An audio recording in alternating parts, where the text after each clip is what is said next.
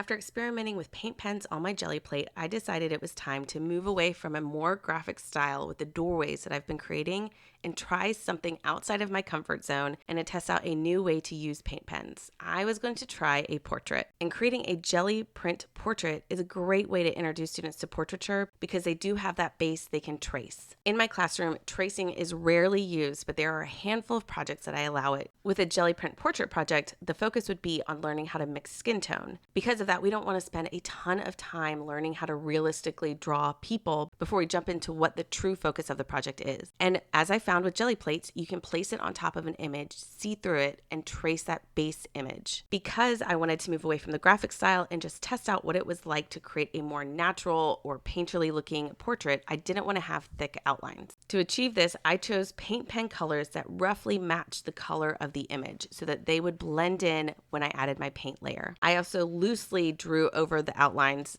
adding just enough detail to get the placement right, not really focusing beyond that. I let my first paint pen layer dry, then I mixed up my acrylic paint and I started layering in my paint. Now, the picture I chose is a terrible example because the skin tone in my daughter's face is very blown out. There's not a lot of value shift in it. Her skin looks much lighter than it actually is, and I actually really struggled to match it, and I made her way more pale. When I tried to add some blue shadows just to add a little bit dimension to her face, it did not work out. The blue mixed in too much and she kind of looked like a zombie. I was very nervous in the middle of this, but printed it anyways, and it didn't turn out as bad as I thought it would. And also it turned out as bad as I thought it would. And again, this is another great learning moment. This is why you create examples before you teach a project so that you can see what could go wrong and how you can fix it so you can help students troubleshoot. To fix mine, I added a lot of color pencil on top. I had to bring warmth back into her face. I needed to tone down those shadows I added, and I needed to add some detail back in. Color pencils and paint can work really well together. They can blend really nicely together.